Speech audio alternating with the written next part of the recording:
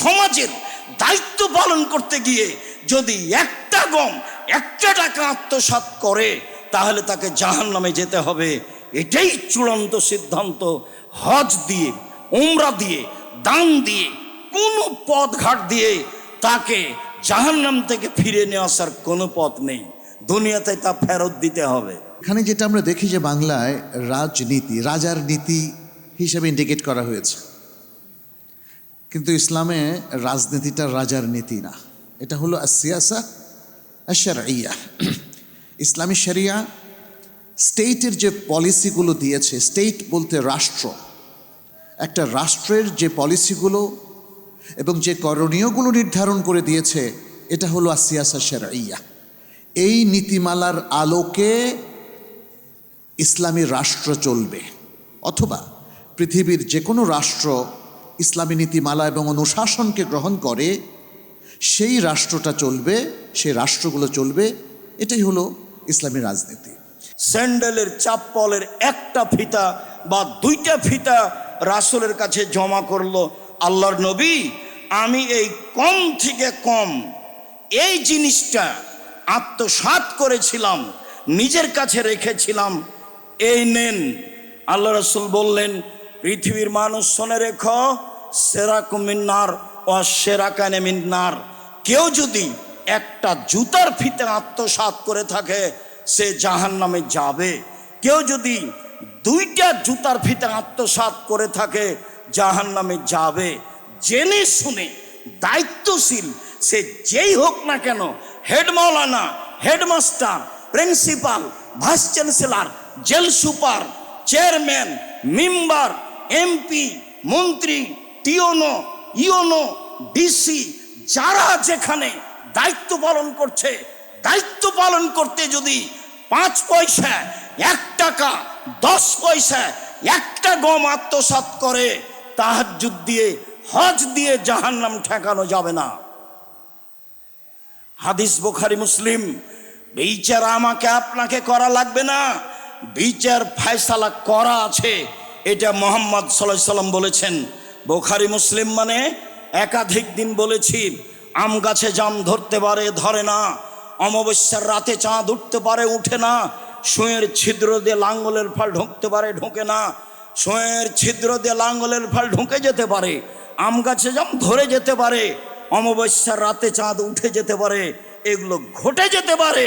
কিন্তু যে কথা আমি বললাম তাতে সন্দেহ আছে বলে কিয়ামত পর্যন্ত চেষ্টা করলে সরিষা ঢোকানো যাবে না, তার নাম বুখারী মুসলিম। আমাদের দেশের লোকাল রাজনীতির মধ্যে আমরা দেখতে পাচ্ছি এমন সব কিছু এখানে সম্পৃক্ত হয়েছে, ঢুকে গেছে, যেটা শরিয়া কখনোই অ্যালাউ করে না, ঠিক কিনা বলেন?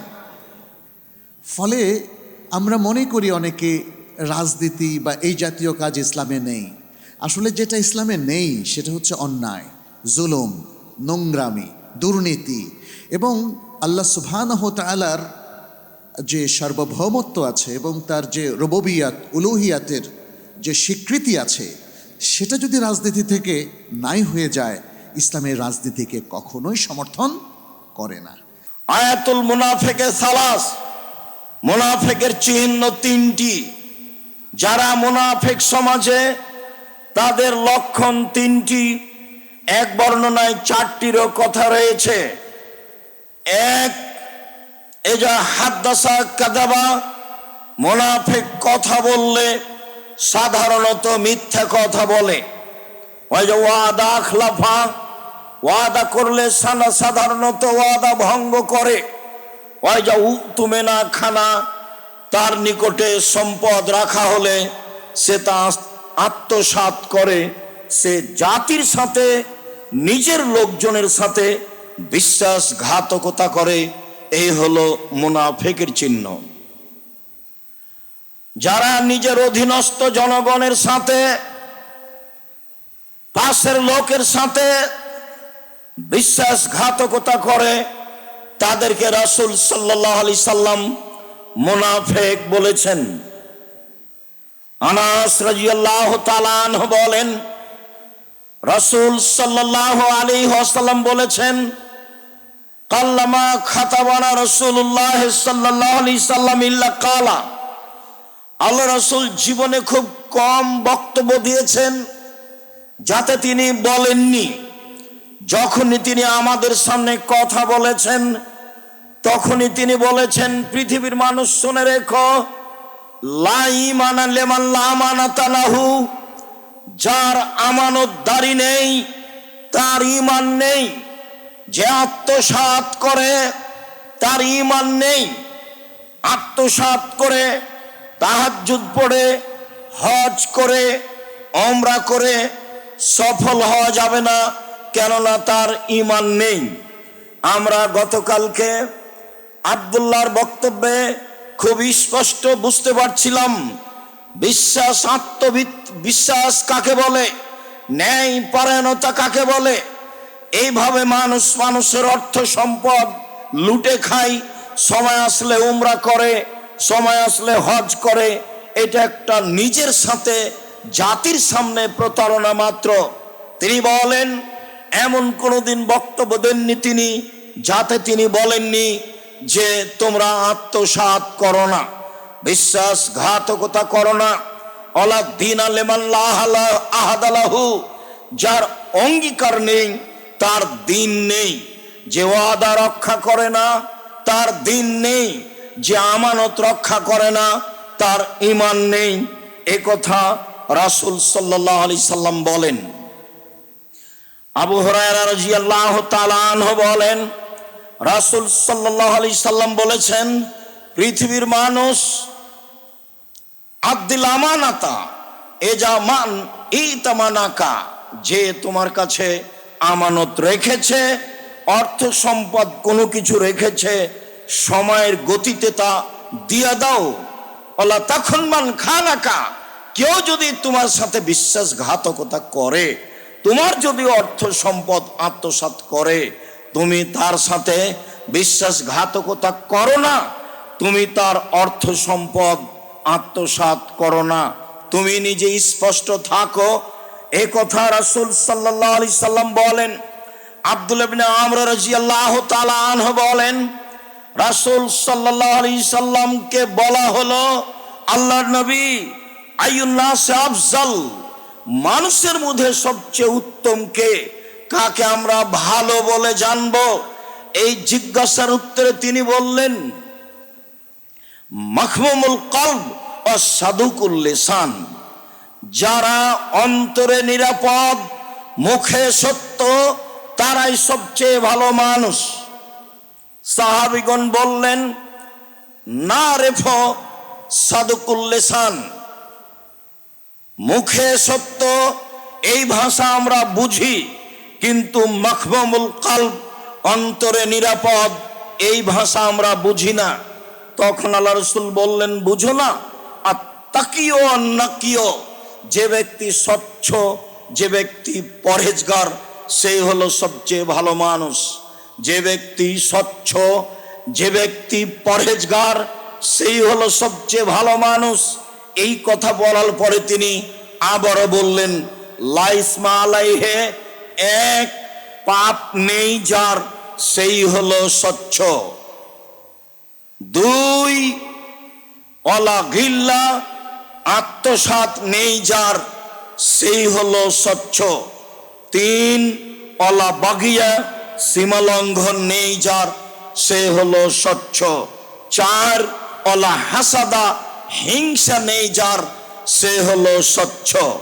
স্বচ্ছ হওয়ার জন্য এক, পাপ নেই যার, আদম সন্তানই পাপী, পাপ করলে ক্ষমা চাই যে, সেই হলো এমন ব্যক্তি যার পাপ নেই। আত্মসাৎ নেই যার, সেই হলো ভালো মানুষ। বিশ্বাসঘাতকতা নেই যার, সেই মানুষের মধ্যে সবচেয়ে ভালো মানুষ। সম্মানিত দিনী ভাই বোন, হিংসা নেই যার, সীমা লঙ্ঘন নেই যার। বিভিন্ন দিন বক্তব্যে সীমা লঙ্ঘন দেখিয়েছি, খুব ছোট, খুব বড়। জোর করে জমি দখল করে যে, সে হলো বড় বিশ্বাসঘাতক, আত্মসাৎকারী, সীমা লঙ্ঘনকারী। আর ছোট, মরিচ কিনতে গিয়ে একটা মরিচ হাতে আছে, দাঁড়িপাল্লা ঠিক হয়ে গেছে, হাতের মরিচ সে নিজের ব্যাগে রেখে দিল, নিজের পাল্লায় রেখে দিল, এটা হচ্ছে ছোট সীমালঙ্ঘন। সীমালঙ্ঘন আছে যার, সে স্বচ্ছ নয়, সে পরহেজগার নয়। সবচেয়ে ভালো মানুষ স্বচ্ছ যে, পরহেজগার যে। আব্দুল্লাহ ইবনে আমর রাদিয়াল্লাহু তাআলা আনহু বলেন, রাসূল সাল্লাল্লাহু আলাইহি সাল্লাম একদা বললেন, শুনো, আরবাউন মান কুন্না ফিকা ফালা আলাইকা মা ফাতাকা মিনাদ দুনিয়া। চারটা জিনিস আছে যার, সব কিছু আছে তার। চারটা জিনিস নেই যার, কোনো কিছু নেই তার। চারটা জিনিস আছে যার, সব কিছু আছে তার। চারটা জিনিস নেই যার, কোনো কিছু নেই তার। চারটা জিনিস আছে যার, ইহকাল আছে তার, পরকাল আছে তার। এক, হিফজ আমানাতিন, আমানতের রক্ষা। যে আমানত রক্ষা করে, আত্মসাৎ করে না, বিশ্বাসঘাতকতা করে না, ইহকাল তার, পরকাল তার। দুই, সিদক হাদিসিন, সত্য কথা, কথা বললে সত্য বলে, মিথ্যা বলে না, ইহকাল তার, পরকাল তার। তিন, হোসন খালিকাতিন, ভালো চাল চলন, ভালো চাল চলন যার, ইহকাল তার, ভালো চাল চলন যার, পরকাল তার। চার, ইফাতুন ফি তুয়ামাতিন, বৈধ রুজি, বৈধ রুজি যার, ইহকাল তার, বৈধ রুজি যার, পরকাল তার। রুজি যার বৈধ নয়, তার ইহকাল নেই, পরকালও নেই। ভুল বুঝেছে। গতকালকে বলছিলাম এক পর্যায়ে সুদ ঘুষের হাদিসটি বলার ইচ্ছা থাকলেও বলা হয়নি। আবু সাঈদ খুদরি রাদিয়াল্লাহু তাআলা আনহু বলেন, রাসূল সাল্লাল্লাহু আলাইহি সাল্লাম বললেন, আত-তাজির আস-সাদিক মাল নবীন ও সিদ্দিকুন ও শুহাদা। যারা সত্যবাদী বিশ্বস্ত ব্যবসায়ী, তারা কিয়ামতের মাঠে নবীদের সাথে জান্নাতে থাকবেন।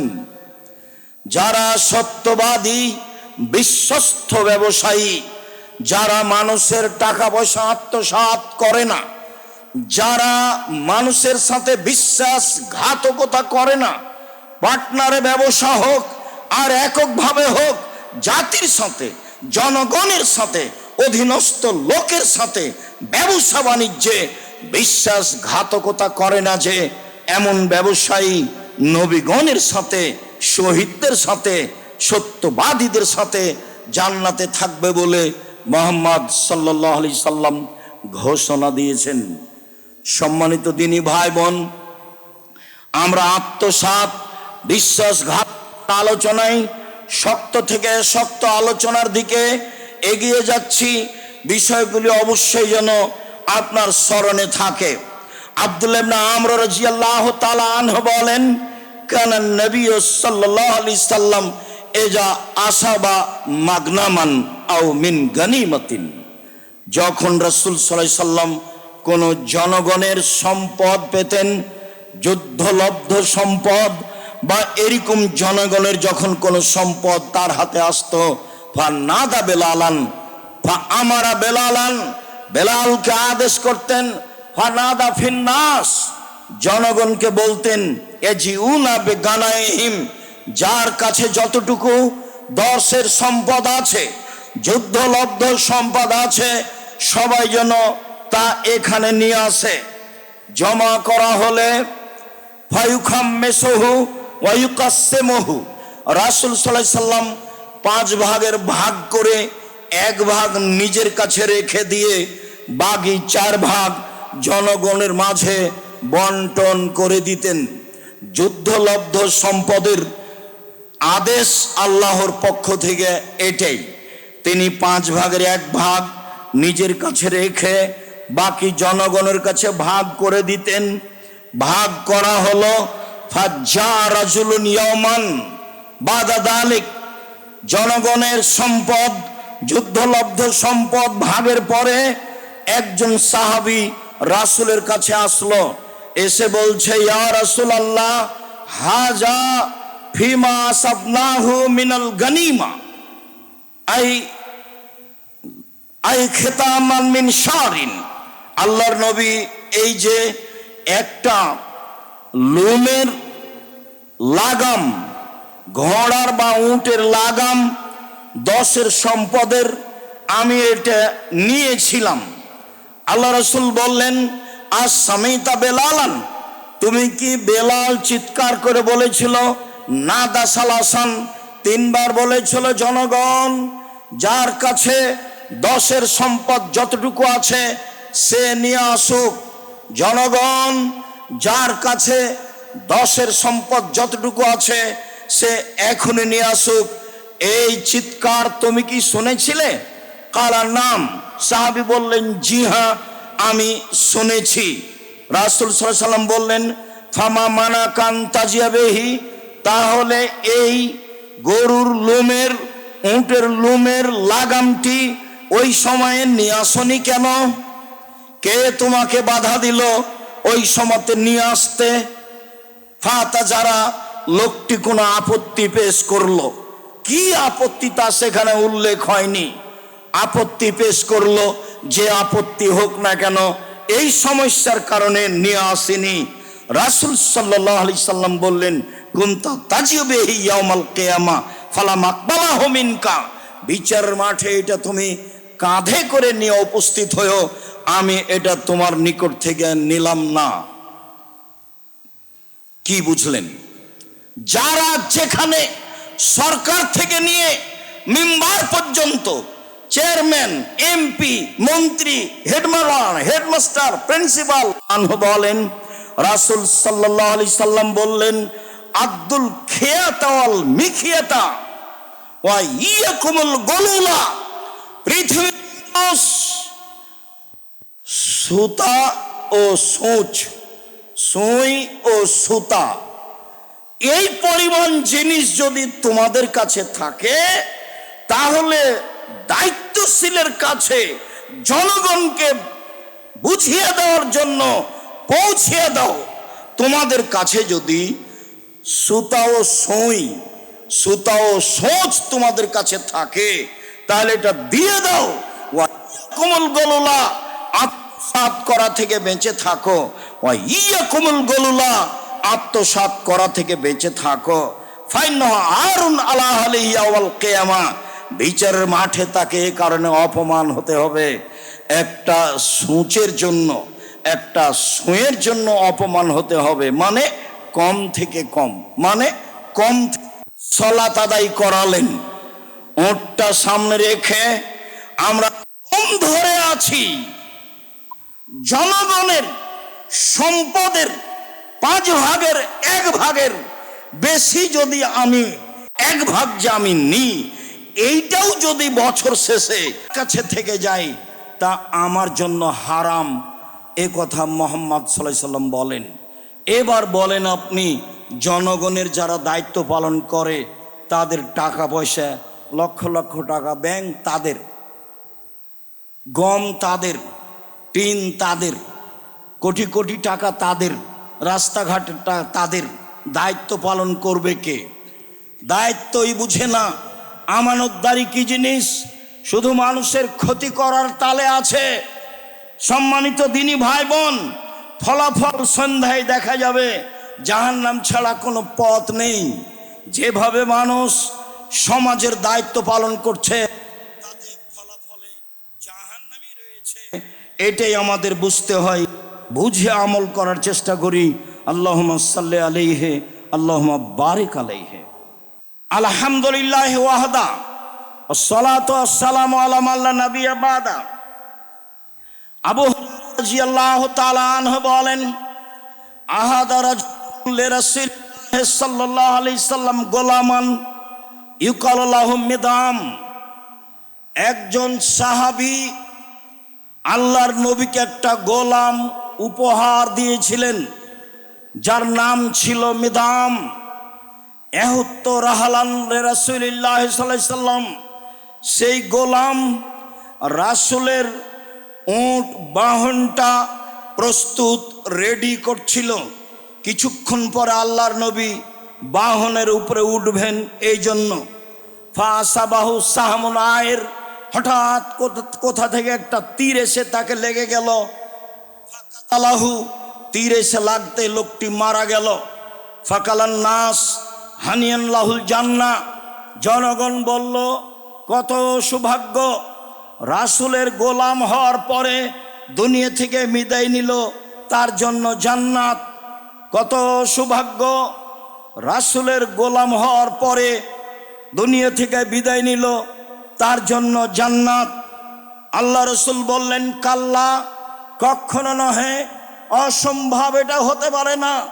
ওয়াল্লাযী নাফসি বিয়াদিহি, আমি আল্লাহর কসম করে বলছি, আমি আল্লাহর কসম করে বলছি, ইন্না সামলাতা আল্লাতী আখাযা মিনাল মাগানিম লাম তুসিবহাল মাকাসিম, সে একটা জনগণের সম্পদ হতে চাদর চুরি করেছিল। সে একটা জনগণের সম্পদ হতে চাদর আত্মসাৎ করেছিল। লা তাস্তালু আলাইহিন নারা, এই চাদর তার উপরে জাহান্নামের আগুনকে ক্ষিপ্ত করে তুলেছে। এই চাদর জাহান্নামের আগুনকে তার উপরে ক্ষিপ্ত করে তুলেছে।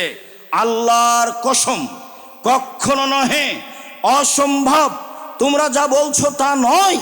ও জান্নাতে যাবে না, ও জাহান্নামে যাবে একটি চাদর আত্মসাৎ করার কারণে। ফালাম্মা সামিয়া যালিকান নাস, জনগণ যখন এই কথা শুনল, যা রাজুলুন বিসরাকিন আও শিরাকাইনে, একটা লোক জুতার ফিতা, একটা ফিতা, স্যান্ডেলের চাপ্পলের একটা ফিতা বা দুইটা ফিতা রাসূলের কাছে জমা করলো।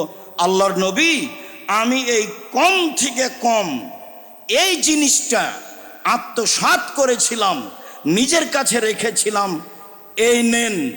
আল্লাহ রসুল বললেন, পৃথিবীর মানুষ শুনে রেখো, সেরাকুম মিন নার ওয়া শিরাকানে মিন নার, কেউ যদি একটা জুতার ফিতে আত্মসাৎ করে থাকে সে জাহান্নামে যাবে। কেউ যদি দুইটা জুতার ফিতে আত্মসাৎ করে থাকে জাহান্নামে যাবে।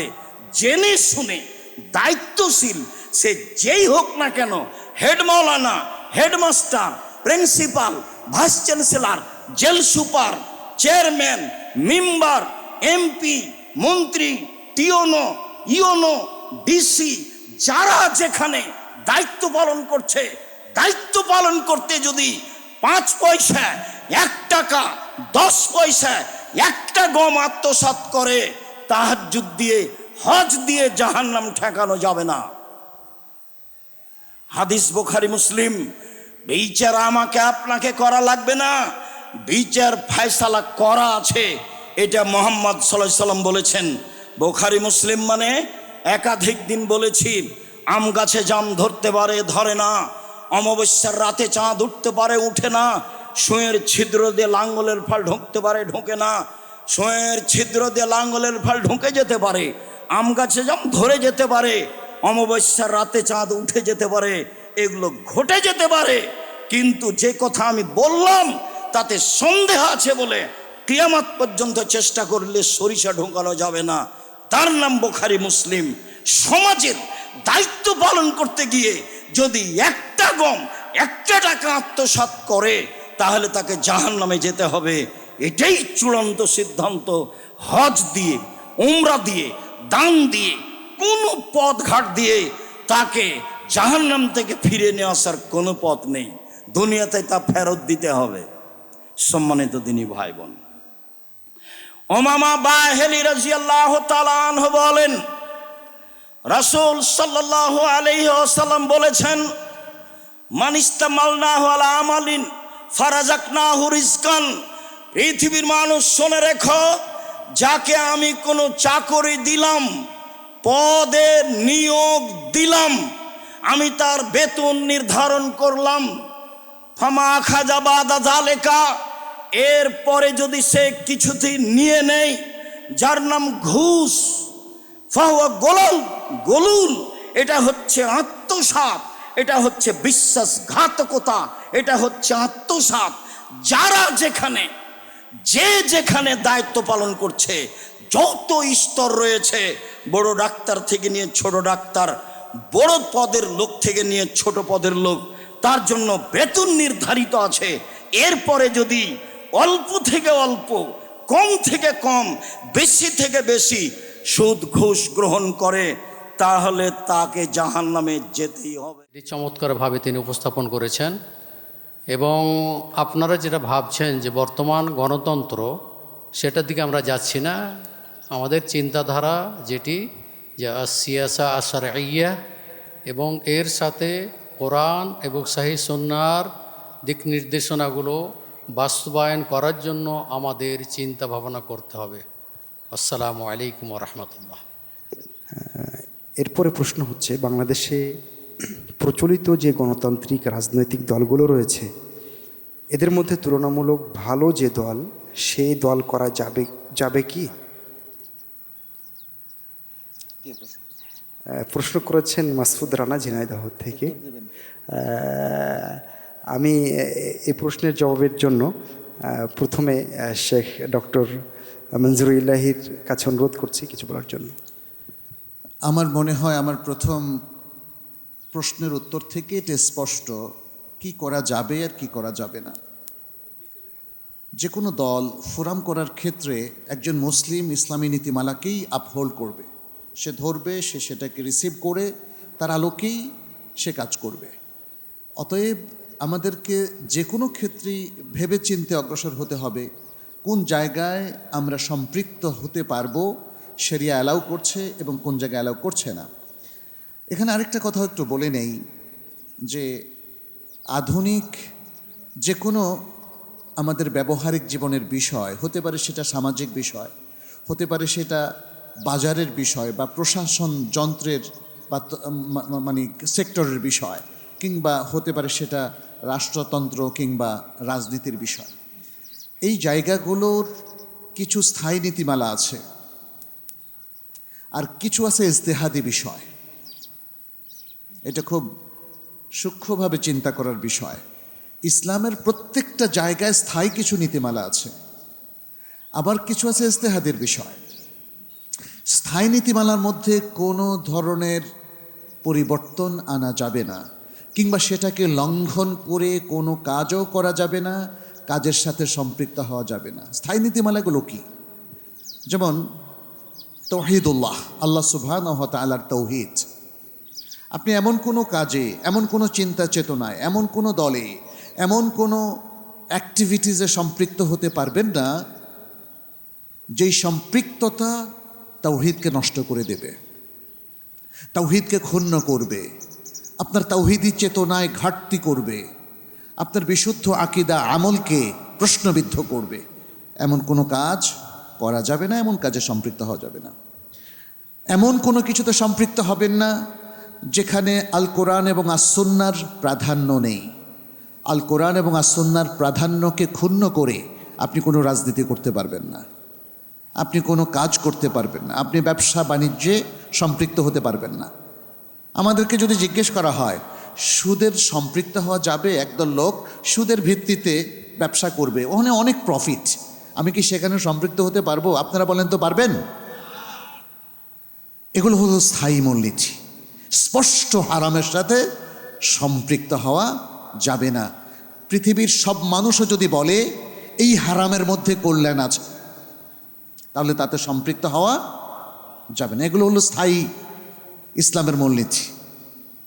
এখন আসেন কোন জায়গায় ইজতিহাদ করা যাবে, সেটা হচ্ছে হালালের এরিয়া। কিছু জায়গায় দলিলের ভিত্তিতে ইজতিহাদ করা এর সুযোগ সৃষ্টি হয়েছে, শরিয়ায় সুযোগটা দিয়েছে, তাই না? ইজতিহাদের সুযোগটা কি কিয়ামত পর্যন্ত আছে কিনা? আছে। কিন্তু এখানে একটা জিনিস খেয়াল করতে হবে, স্থায়ী মূলনীতিগুলোকে চেঞ্জ করার ক্ষেত্রে ইজতিহাদের কোনো সুযোগ নাই। কারণ একটা মূলনীতি আছে, লা ইজতিহাদা মা'আন নাস, লা ইজতিহাদা মা'আন নাস।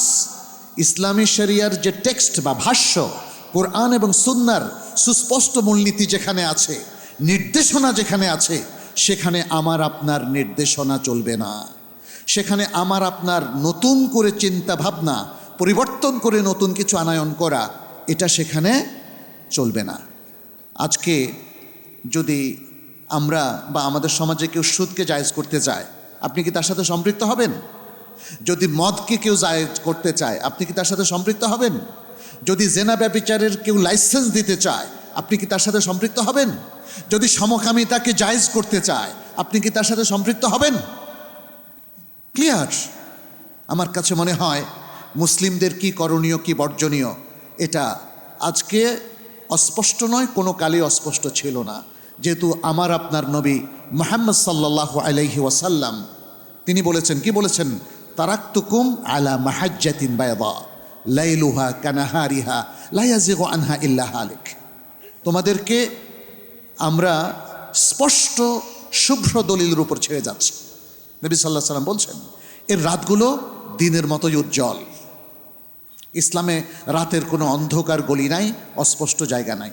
ফলে আমি সংক্ষেপে এতটুকুই বলবো, যেহেতু সব স্পষ্ট, অতএব আপনি যদি রাজনীতি করেন, আপনি যদি এই সমাজে কোন দল করবেন করবেন না, এখানে যে গণতান্ত্রিক দলগুলো আছে কিংবা আরও অন্যান্য যে দলগুলো আছে, এই ক্ষেত্রে আপনার এই ইজতেহাদের কোনো অবকাশ নেই যে আমি হক আর বাতিলের মধ্যে ঢুকবো কিনা। তবে ইজতেহাদের অবকাশ আছে যদি আপনি আপনার অবস্থান থেকে কখনো কনফিউজড হন অথবা কখনো মনে করেন যে এর মধ্যে উম্মার মাসলাহাত রয়েছে। উম্মার মাসলাহাত রয়েছে এরকম বেশ কিছু জায়গা কিন্তু আছে। সেটা হচ্ছে জনপ্রতিনিধি নির্বাচনের ক্ষেত্রে আপনার এলাকার ইউনিয়ন মেম্বার কে নির্বাচিত হবে। যদি 10 জন এখানে জনপ্রতিনিধি হিসাবে দাঁড়ায়, মন্দের ভালো হিসাবে একজনকে আপনি বেছে নিতে পারেন এবং সেই ব্যক্তিকে, যেই ব্যক্তি মনে করেন যে আপনার ঈমান আকিদার সংরক্ষণে কাজ করবে, কোরআন এবং সহিহ সুন্নাহর প্রমোশনে কাজ করবে, যে ব্যক্তি মুসলিমদের স্বাধিকার অধিকার সংরক্ষণে কাজ করবে, যে ব্যক্তি অমুসলিমদের পক্ষে কাজ করবে না, ইসলামের বিরুদ্ধে ষড়যন্ত্রে লিপ্ত হবে না, এমন ব্যক্তিকে বেছে নেওয়ার অধিকার আমাদের আছে ইজতেহাদের ভিত্তিতে। এক্ষেত্রে যদি কোনো ক্ষেত্রে একটু ভুলও হয়ে যায়, আশা করি আল্লাহ ক্ষমা করবেন। এর যে একটা মানে ফাতাওয়া আমি এর পক্ষে সেটা বলবো, সেটা হচ্ছে ইসলামী ফিকহ কাউন্সিল, এটা শেখ বিন বাজ রাহমাহুল্লাহর নেতৃত্বে আমার যতটুকু মনে পড়ছে, মক্কার ফিকহ কাউন্সিল, সেখানে একটা রেজলিউশন হয়েছিল, প্রশ্ন করা হয়েছিল যে ইউনাইটেড স্টেটসে যে জনপ্রতিনিধি, কাউন্সিলর কিংবা মেয়র নির্বাচন হয়, সেখানে মুসলিমরা কি তাদের স্বার্থ সংরক্ষণের জন্যে মোটামুটি একটু বেটার লোককে নির্বাচন করতে পারবে কি না। তারা এটাই বলেছেন যে এটা ইজতেহাদি ইস্যু, মুসলিমরা অবশ্যই তাদের মাসলাহাতে কিছু কিছু সিদ্ধান্ত নিতে পারবে, কিন্তু তার মানে এই নয় যে তারা এই যে পাশ্চাত্য গণতন্ত্রকে তারা সমর্থন করে ফেললো, শিরকের তারা সহযোগী হয়ে গেল, বিষয়টা এমন নয়। আল্লাহ তাআলা আলাম। আমি এতটুকু বলে শেষ করলাম। জাযাকুমুল্লাহ খায়রান। আমার মনে হয় যে মূলনীতির কথা বলা হয়েছে, ইজতিহাদের বিষয়গুলো বলা হয়েছে, এর আলোকে আমরা আমাদের পথ খুঁজে নিতে পারবো। এবং আমার মনে হয় যে আমাদের এখানে আরও কিছু প্রশ্ন আছে যেগুলোর উত্তর আমরা এখান থেকে খুঁজে নিতে পারবো। তো যাই হোক, আমরা এখন একটু রাজনীতি থেকে অন্য জগতে যাচ্ছি, প্রশ্নটা আমাদেরকে সেদিকে নিচ্ছে। অনেক মানুষ রয়েছে যারা হাফেজ বা সুন্দর কোরআন পড়তে পারে, কিন্তু পরবর্তীতে মাদ্রাসায় পড়া শেষ করা সম্ভব হয়নি। তাদের জন্য আরবি ভাষা ও কোরআন হাদিস বোঝার মতো কোনো কোর্সের ব্যবস্থা আছে কি? এই ব্যাপারে যদি কোনো তথ্য থাকে তাহলে আমি প্রথমে আমার ওস্তাজি শেখ সাইদুর রহমান রিয়াদিকে বলার জন্য অনুরোধ করছি। আপনারা লক্ষ্য করেছেন যে বর্তমানে বিভিন্ন ইনস্টিটিউট খুলেছে অনলাইনের মাধ্যমে এবং প্রকাশ্যে তারা মানে এগুলো লেখাপড়ার দিক, যেগুলো আরবি যারা জানে না, আরবি শিক্ষার জন্য বিভিন্ন কোর্স খুলেছে, বিশেষ করে অনলাইনে দেখা যায়। তো আমাদের চিরাচরিত যে মাদ্রাসাগুলি আছে সেগুলো তো ওখানে লেখাপড়া করতেই হবে, কিন্তু যারা হয়তো বয়স্ক মানুষ হয়তো লেখাপড়া করে নেয়, এখন শর্ট কোর্সে তারা পড়তে চায়। তো এইভাবে আমি পরামর্শ দেব যে এখন আমাদের বিভিন্ন জায়গাতে অনলাইনে আরবি কোর্সের ব্যবস্থা করা হয়েছে, সেখানে যোগাযোগ করে আপনারা শিক্ষা গ্রহণ করতে পারবেন ইনশাআল্লাহ। শেখ ডক্টর মঞ্জুর ইলাহি এই বিষয়ে কাজ করেন, বিভিন্ন কোর্সের ব্যাপারে কাজ করেন এবং ঢাকা কেন্দ্রিক অনেক কোর্সের ব্যাপারে ওনার জানা আছে, সেই হিসেবে যদি উনি কিছু নির্দেশনা দিতেন। জি ধন্যবাদ।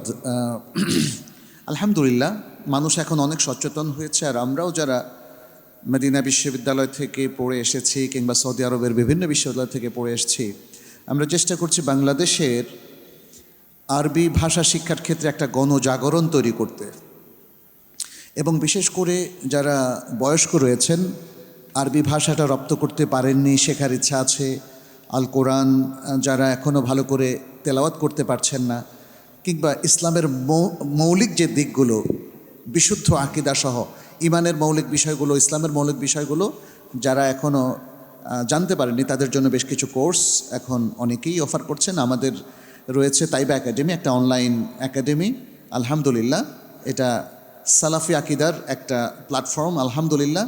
এর বাইরেও আমরা ম্যানেজমেন্ট, স্টাডি স্কিল কিংবা ইসলামের আলো ইসলামের আলোকে পারিবারিক জীবন, টিচার্স ট্রেনিং, এগুলো অফার করে থাকি। আমাদের যেমন একটা টিচারদের জন্য আছে একজন সফল শিক্ষক হওয়ার উপায় এবং সফল শিক্ষকের বৈশিষ্ট্য, একটা সুন্দর ছোট্ট কোর্স আমি নিজে নিয়েছি। এরকম কোর্সগুলো আমরা অফার করি। আরবি ভাষার ক্ষেত্রে আছে আমাদের ডিপ্লোমা ইন আরবিক ল্যাঙ্গুয়েজ। আমরা কিং সৌদ ইউনিভার্সিটির যে আরবিক সিলেবাসটা আছে সেটাকে ফলো করছি, আল আরাবিয়াতু বাইনা ইয়াদাইক, 2টো সেমিস্টারে। এছাড়া আছে তালিমুল কোরআন, অ্যাডভান্স তালিমুল কোরআন, এই কোর্সগুলো আমরা অফার করি। অফলাইনে আমরা আমাদের কুলিয়াতুল কোরআন থেকে বেশ কিছু কোর্স অফার করি, সেটা ছোট ছোট কোর্স, নাহুর কোর্স, সার্ফের কোর্স, বালাগাতের কোর্স, এগুলো আমরা অফার করি। কারণ আমাদের মনে হচ্ছে যে বাংলাদেশে যারা আজকে দ্বীনের দাঈল আল্লাহ, আরবি ভাষায় তাদের দক্ষতা খুবই জরুরি। আর যারা আমাদের সাধারণ শিক্ষিত মুসলিম, তাদের কোরআন বোঝার জন্য মোটামুটি আরবি বোঝাটা জরুরি। কোরআন বোঝা, আরবি বোঝার মধ্য দিয়ে ইসলামের আসলটাকে বোঝা যাবে, সহি হাদিসটাকে বোঝা যাবে। এই জন্য এই প্রোগ্রামগুলোতে আপনারা বেশি বেশি অংশগ্রহণ করবেন।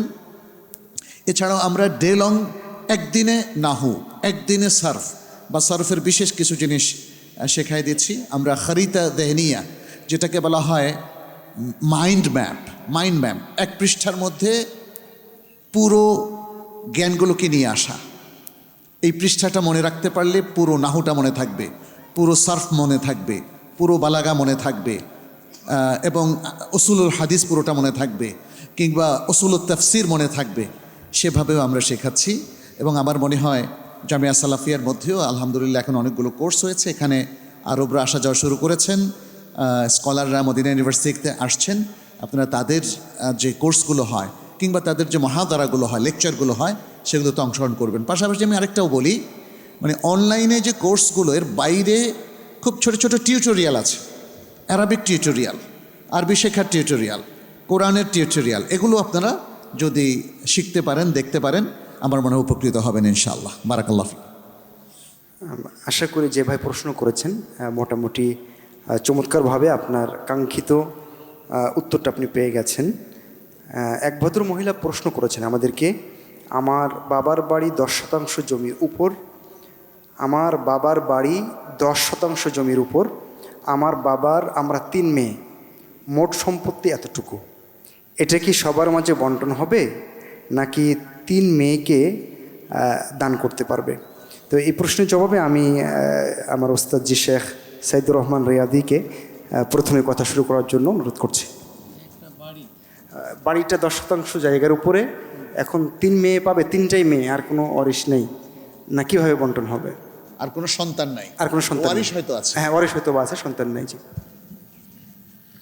এর প্রশ্ন উত্তর সেটি হচ্ছে যে যেহেতু 3 মেয়ে আছে আর অন্য ওয়ারিশও আছে, তো 3 মেয়ে থাকলে সুলুসান তারা পাবে, 2/3 পাবে, আর বাকি যে অংশ থাকবে তারা যে ওয়ারিশ আছে তাদের মধ্যে এটা বণ্টিত হবে। এই তো নাকি শেখ? হ্যাঁ, 3 মেয়ে পুরোটা পাবে না।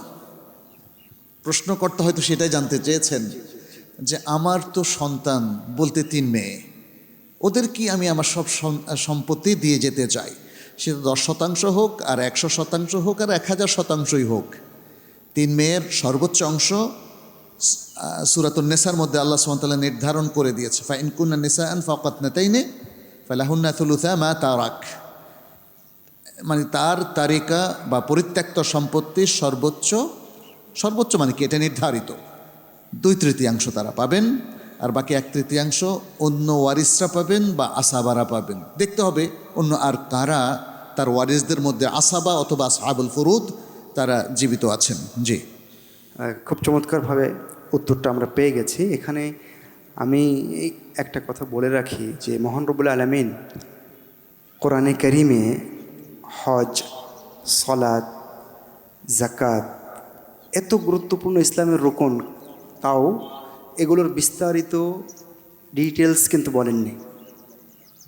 কিন্তু সম্পত্তি বন্টনের বিষয়টা এত জটিল, এত কঠিন, এত স্পর্শকাতর যে মহান রব্বুল আলামিন একটা একটা করে কে মরলে, কে থাকলে, কে কতটুকু পাবে সব বলে দিয়েছেন। এবং আমি সকালে বলছিলাম যে ইসলামী অর্থকে এত গুরুত্ব দেয় যে কোরআন মাজিদের সবচেয়ে বড় আয়াতটিও কিন্তু অর্থনীতিকে নিয়ে, পুরো 1 পৃষ্ঠা জুড়ে একটি আয়াত, সেটা অর্থকেন্দ্রিক। সুতরাং এই বিষয়ে আমরা অবশ্যই সচেতন হব। আমরা ইচ্ছা করলেই আমাদের সম্পত্তি কাউকে দিতে পারবো না।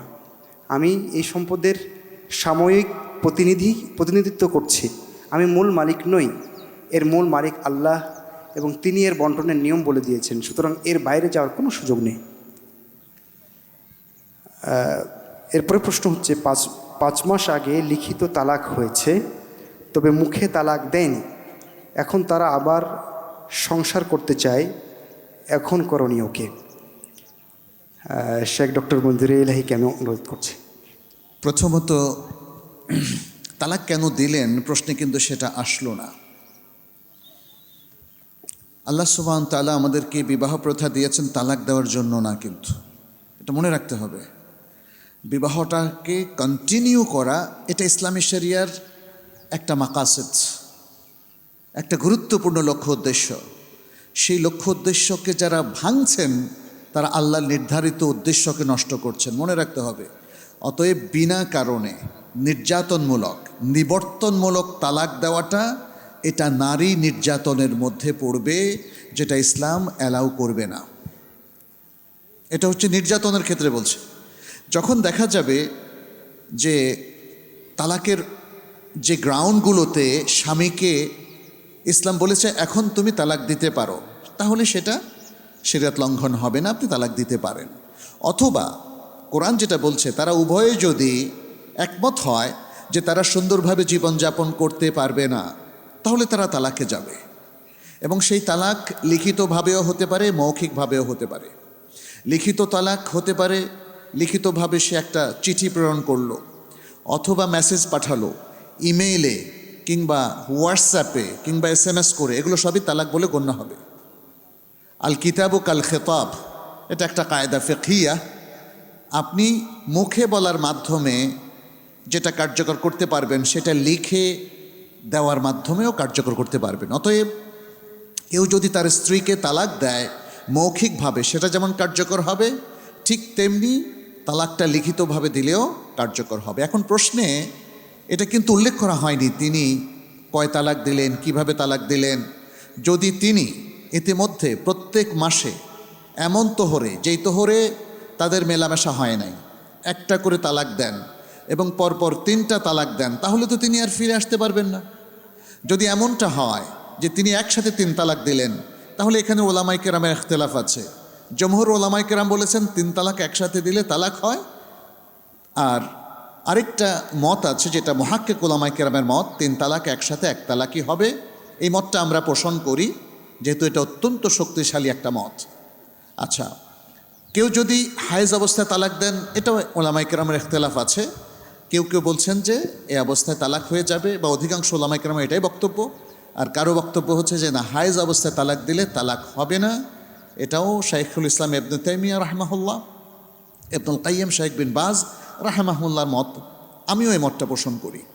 এবং আরেকটা হচ্ছে কেউ যদি এমন তোহরে তালাক দেয় যেই তোহরে তাদের মেলামেশা হয়ে গেছে, তারপরে তালাক দেয়, এখানেও তালাক হবে কি না এটি নিয়ে ওলামায়ে কেরামের মধ্যে ওই আগের যারা বলেছেন হবে জমহুরের মতো হয়ে যাবে, আর যারা বলেছেন হায়েজ অবস্থায় হবে না, বা যারা বলেছেন একসাথে 3 তালাক দিলে 1 তালাক হবে, তারা বলেছেন এমন তোহরেও তালাক হবে না। এই যে রেস্ট্রিকশনগুলো, এর পেছনেও দলিল আছে। আমরা যেন একদল আরেক দলকে আক্রমণ করে না বসি। আপনি যেটা সঠিক মনে করছেন, অথবা আপনার স্কলার, অথবা আপনার ইমাম, আপনি সেটা মানেন, কোনো অসুবিধা নেই। কিন্তু অন্য পক্ষকে যেন আমরা আক্রমণ না করি, বলি যে না উনি এটা আবার কি ফতোয়া দিচ্ছেন। এই এখতেলাফগুলো বহু প্রাচীন, অনেক আগ থেকে চলে আসছে। অতএব এই এখতেলাফগুলো ফি মাহাল্লিহি। শুধু একটা কথা আমি বলি একটু চিন্তা ভাবনা করার জন্যে, সেটা হচ্ছে যদি নিকাহ বা জাওয়াজ, বিবাহ, এটা যদি হুকমে শারঈ হয়, তাহলে তালাকটা কি? তালাকটা কি শারঈ হুকুম না? যদি বিবাহ সহি হওয়ার জন্য শরীয়তের সকল শর্ত পরিপালন করতে হয়, তাইলে তালাকটাও অ্যাক্টিভ এবং সহি হওয়ার জন্য শরীয়তের ইনস্ট্রাকশনগুলোকে ফলো করতে হবে। আপনি হারাম পন্থায় তালাক দিলে সে তালাক কার্যকর হবে না। এই মতটাই আমরা মনে করি বেশি শক্তিশালী। এই জন্য আপনি নেকাহকে কার্যকর করার জন্যে যেমন ইজাব কবুল করতে হবে, সাক্ষী লাগবে, মোহরানা লাগবে, ঠিক তালাককে কার্যকর করার জন্য সুন্নি তালাক হতে হবে।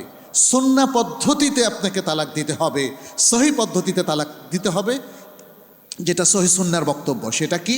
সেটা হচ্ছে একসাথে 3 তালাক দেওয়া যাবে না, একসাথে 1 তালাক। এবং এমন তোহরে তালাক দিবেন যেই তোহরের মধ্যে কোনো মেলামেশা হয় নাই, এবং হায়েজ অবস্থায় তালাক দেবেন না। হায়েজ অবস্থায় তালাক দিলে সেটা তালাকে বেদঈ, একসাথে 3 তালাক দিলে সেটা তালাকে বেদঈ। এমন তোহরে তালাক দিবেন যেই তোহরে তারা ইতিমধ্যে মেলামেশা করে ফেলেছে, এটা তালাকে বেদঈ, যেহেতু শরিয়া লঙ্ঘন করে তালাক দেওয়া হচ্ছে। আমি আশা করছি আপনারা বুঝতে পেরেছেন। শেষে আর ছোট্ট একটা কথা বলে শেষ করব। তালাকের মাসআলাটা যদি কারো ব্যক্তিগত জীবনে এটা ঘটে যায়, আপনারা এভাবে ছোট্ট প্রশ্ন করে সলিউশনটা নেবেন না।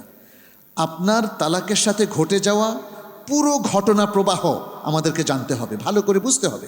যিনি ফাতাওয়া দিবেন তিনি চুলচেরা বিশ্লেষণ করে, আপনার স্বামীর বক্তব্য শুনে, স্ত্রীর বক্তব্য শুনে, এবং 2 পরিবারের বক্তব্য শুনে, শুনানি করে তারপর একটা সিদ্ধান্তে আসতে হবে।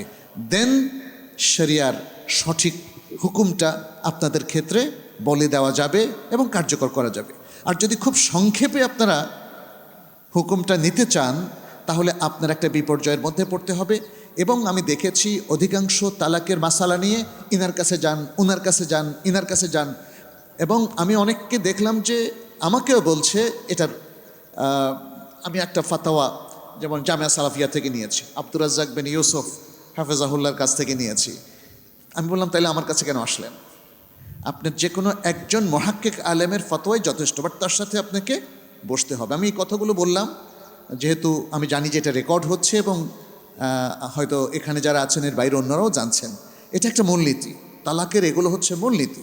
এই মূলনীতিগুলো আমরা যদি ফলো করি, তাহলে আশা করি যে সঠিক সিদ্ধান্ত এখানে নেওয়া, বের করা এবং বাস্তবায়ন করা সম্ভব হবে ইনশাআল্লাহ।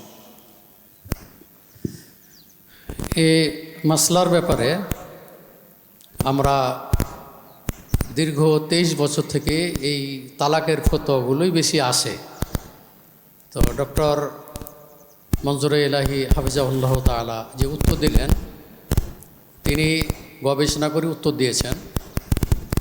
এখানে কয়েকটি জিনিস ফাঁক রয়ে গেছে, যেহেতু প্রশ্ন মানে এটি স্পষ্টভাবে এখানে প্রশ্ন করা হয় নাই। এখন 3 তালাক যদি কেউ এক বৈঠকে দিয়ে দেয়, তাহলে এখন পুনরায় যদি সেই স্ত্রীকে ফিরিয়ে দিতে চায়, পারবে কি না? এই অংশটুকু এই জন্য যুক্ত করছি যে এগুলো ঘটে থাকছে আর কি সাধারণত।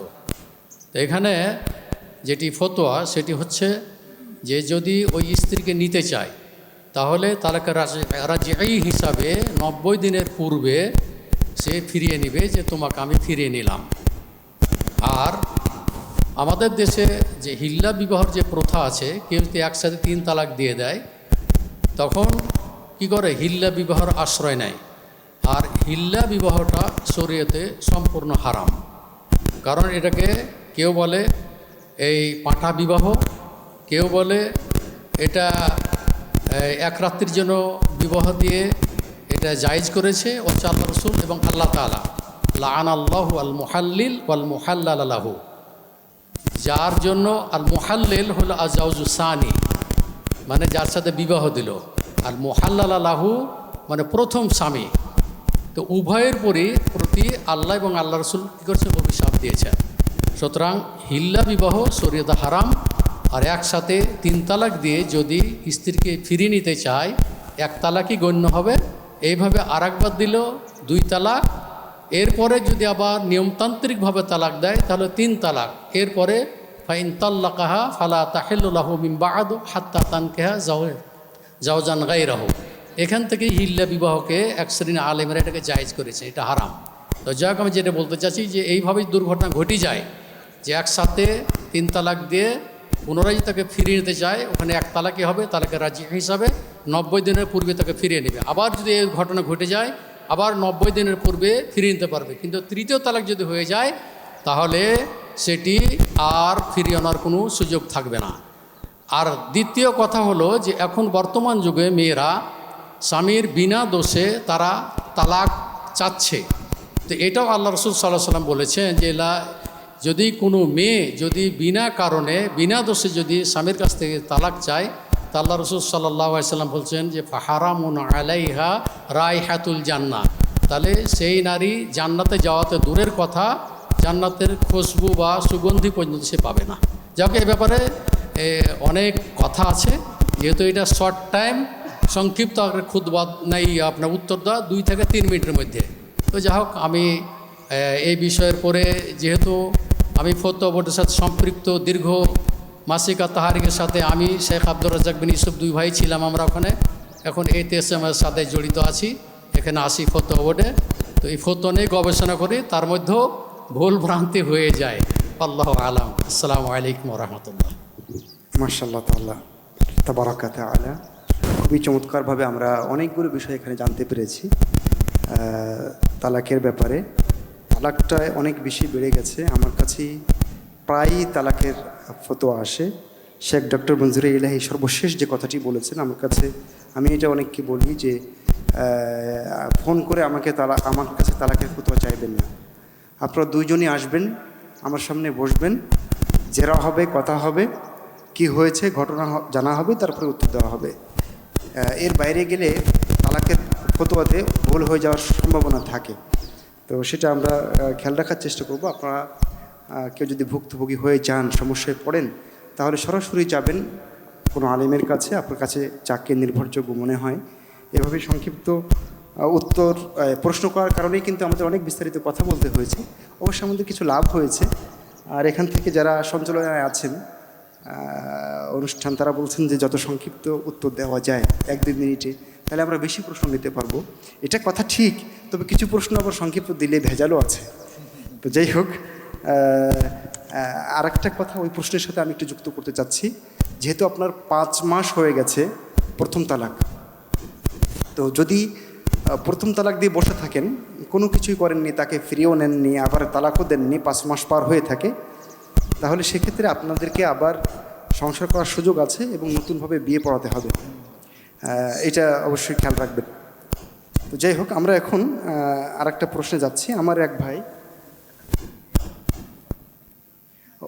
এখানে আরেকটা জিনিস, আপনি যে তালাকটা দিচ্ছেন, আবার যদি সংসার করেন বা সংসার করার সুযোগ থাকে, সংসার শুরু করেন, তাহলে ওই তালাকটা কিন্তু আপনার রেজিস্ট্রিতে থেকে যাচ্ছে, মানে আপনার ঝুলিতে ওই তালাকটা কিন্তু থেকে যাচ্ছে। এরপরে যদি আবার 10 বছর পর আরেকবার তালাক দেন, তাহলে এটা দ্বিতীয় তালাক হবে। সুতরাং এটা খুব হিসাব করে করতে হবে। তালাক দিবেন না, দিবেন কেন, যেটা শেখ শুরু করেছিলেন, এটাই আমাদের কথা। আমার এক ভাই ঋণ করে পলাতক। এখন আমি কি তার দেনা পরিশোধের বিনিময়ে আমার মায়ের অংশের জমি থেকে ঋণ সমপরিমাণ জমি নিজের নামে নিতে পারবো? ঋণ করে পালিয়েছে, এখন মায়ের জমি থেকে ওই তার ঋণ শোধ করব আর জমি নিয়ে নেব, এটা পারবো কি না? আমি শেখ ডক্টর মঞ্জুর ইলাহিকে বলার জন্য বলছি। 2 ভাই, এক ভাই ঋণ করে পালিয়েছেন বাইরের কোনো মানুষ থেকে। এখন তিনি সেই ঋণটা শোধ করবেন এবং সেই ঋণের পরিবর্তে জমি নিয়ে নেবেন। এটা একটা পারিবারিক সিদ্ধান্তের ব্যাপার, এটা অটোমেটিক হবে না। কারণ এক্ষেত্রে আপনার নিজের নিশ্চয়ই স্বার্থ আছে, যে ভাইটা ঋণ শোধ করে তার পরিবর্তে একটা জমি নিয়ে নিতে চান, এটার মধ্যে তার নিজস্ব স্বার্থ আছে। ফলে এই স্বার্থ তাকে হয়তো কোনো দুর্নীতিতে আক্রান্ত করতে পারে, তাকে হয়তো ভুল পথে পরিচালিত করতে। তো এখানে যেটা আমরা দেখি যে বাংলায় রাজনীতি রাজার নীতি হিসেবে ইন্ডিকেট করা হয়েছে, কিন্তু ইসলামে রাজনীতিটা রাজার নীতি না, এটা হলো সিয়াসা আশ-শারঈয়া। ইসলামী শরিয়া স্টেটের যে পলিসিগুলো দিয়েছে, স্টেট বলতে রাষ্ট্র, একটা রাষ্ট্রের যে পলিসিগুলো এবং যে করণীয়গুলো নির্ধারণ করে দিয়েছে, এটা হলো সিয়াসা শারঈয়া। এই নীতিমালার আলোকে ইসলামী রাষ্ট্র চলবে, অথবা পৃথিবীর যে কোনো রাষ্ট্র ইসলামী নীতিমালা এবং অনুশাসনকে গ্রহণ করে, সেই রাষ্ট্রটা চলবে, সেই রাষ্ট্রগুলো চলবে। এটাই হলো ইসলামী রাজনীতি। এখন আমাদের মধ্যে নানাবিধ প্রশ্ন তৈরি হয়, জিজ্ঞাসা তৈরি হয়, কারণ রাজনীতি আর সিয়াসা শারঈয়াকে আমরা এক করে ফেলেছি। আমাদের দেশের লোকাল রাজনীতির মধ্যে আমরা দেখতে পাচ্ছি এমন সব কিছু এখানে সম্পৃক্ত হয়েছে, ঢুকে গেছে, যেটা শরিয়া কখনোই অ্যালাউ করে না। ঠিক কিনা বলেন? ফলে আমরা মনে করি অনেকে রাজনীতি বা এই জাতীয় কাজ ইসলামে নেই। আসলে যেটা ইসলামে নেই সেটা হচ্ছে অন্যায়, জুলুম, নোংরামি, দুর্নীতি, এবং আল্লাহ সুবহানাহু ওয়া তাআলার যে সার্বভৌমত্ব আছে এবং তার যে রুবুবিয়াত, উলুহিয়াতের যে স্বীকৃতি আছে, সেটা যদি রাজনীতি থেকে নাই হয়ে যায়, ইসলামের রাজনীতিকে কখনোই সমর্থন করে না। তাহলে ইসলামী রাজনীতির মধ্যে আল্লাহর রুবুবিয়ত এবং উলুহিয়াতকে শতভাগ স্বীকৃতি দিতে হবে, এবং সেই রুবুবিয়ত এবং উলুহিয়াতের নীতিমালাগুলোকে মেনে নিয়ে প্রয়োগ করেই যদি রাজনীতি চালানো যায়, তাহলে সেটা ইসলাম সমর্থন করতে পারে। আবারও বলছি, সিয়াসা শারঈয়ার একদম খাঁটি নির্ভেজাল তর্জমা কিন্তু রাজনীতি নয়।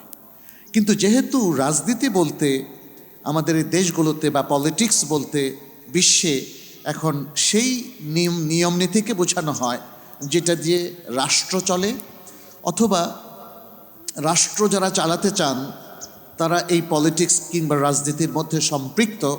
ফলে রাজনীতি এখন এমন একটা টার্ম হিসাবে ব্যবহৃত হচ্ছে যেটা বোঝা যায় যে রাষ্ট্রতন্ত্র চলানোর যে নীতিমালা, সেটা হলো রাজনীতি। আমি আবারও বলছি, আসলে সিয়াসা শারঈয়ার দিকে আমাদেরকে যেতে হবে এবং এটাকে আমাদের পাঠ্যভুক্ত করতে হবে, বিশেষ করে আপার লেভেলে, যাতে করে ইসলামী রাষ্ট্রনীতির, ইসলামী রাজনীতির ধরন, বৈশিষ্ট্য, এর যে চমৎকার যে নীতিমালাগুলো আছে সেগুলো আমরা রপ্ত করতে পারি এবং আমাদের মুসলিম রাজনীতিবিদদেরকে আমরা সমৃদ্ধ করতে পারি, তাদেরকে আলোকিত করতে পারি, তাদেরকে পরামর্শ দিতে পারি। সেভাবেই যদি আগানো যায়, তাহলেই আমার মনে হয় বাংলাদেশের রাজনীতি অথবা যে কোনো মুসলিম রাষ্ট্রের রাজনীতি ধীরে ধীরে সিয়াসা শারঈয়াকে গ্রহণ করবে। আর যা সিয়াসা শারঈয়ার কথা আমরা বলছি, বলা আহকামা সুলতানিয়ার কথা বলছি, এটা কিন্তু ইসলামের মৌলিক যে দলিলাদিল্লা আছে অথবা খোলাফায়ে রাশিদিনের যে নীতিমালা আছে, সেখান থেকেই ইস্তেমবাত করা, ডিরাইভ করা। অতএব আহকামা সুলতানিয়া কিংবা সিয়াসা শারঈয়া আজকের পাশ্চাত্যের রাজনীতিবিদদের মতো নিজেদের চিন্তা গবেষণা করে কিছু নীতিমালা তৈরি করা নয়। এটা কমপ্লিটলি ডিভাইন রুলস, যেটা রব্বানি অথবা আল্লাহ সুবহানাহু ওয়া তাআলার পক্ষ থেকে তৈরি করা কিছু নীতিমালা। কারণ হচ্ছে এই পৃথিবীতে রাজনৈতিক দিকগুলোতে যদি মানবীয় মতবাদের দ্বারা আমরা পরিচালিত হই, প্রত্যেকটা জায়গায় আমরা হোঁচট খাবো, প্রত্যেকটা জায়গায় আমরা বিভ্রান্তির দিকে চলে যাব, বিচ্যুতির দিকে চলে যাব, যেটা আজকে আমাদের সামনে কিন্তু প্রমাণিত।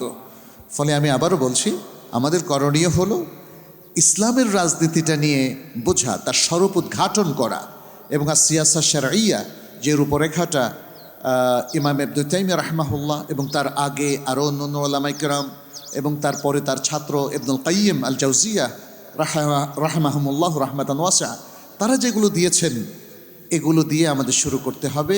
তাহলে আমরা রাজনীতির স্বরূপ উদ্ঘাটন করতে পারবো এবং আমাদের লোকাল রাজনীতি বলেন আর ইন্টারন্যাশনাল রাজনীতি বলেন, সেই জায়গায় আমরা কাজ করতে পারবো। আপনারা আরেকটা জিনিস জানেন, ইমাম মোহাম্মদ আব্দুল হাসান আশ-শাইবানি উনি ইমাম আবু হানিফা রাহমাহুল্লাহর ছাত্র ছিলেন। ইন্টারন্যাশনাল ল নিয়ে তিনি কাজ করেছেন, কিন্তু বিশাল, বরং বলা হয় বিশ্বের প্রথম ইন্টারন্যাশনাল ল নিয়ে তিনি কাজ করেছেন। তার বিষয়, তার এই আন্তর্জাতিক আইনের বিষয় নিয়ে আমার আন্ডারে একটা থিসিসও হয়েছে। তো আমার কাছে মনে হচ্ছে এই কাজগুলো আমাদের হওয়া দরকার। আমরা পাশ কাটিয়ে না গিয়ে যে জ্ঞানগুলো আলোকে আজকে সমাজ, রাষ্ট্র কিংবা আমাদের বিভিন্ন প্রশাসন চলছে, তাহলে সেই জায়গায়ও কিন্তু আমাদের জ্ঞানের চর্চা লাগবে। মানুষের করণীয় কী সেই দিক নির্দেশনা লাগবে, এবং কোরআন সুন্নাহ কী বলছে, কোরআন সুন্নাহর সত্যিকারের অনুশাসনটা কী, সেটাও আমাদের জানতে হবে, জানাতে হবে, চর্চাও করতে হবে।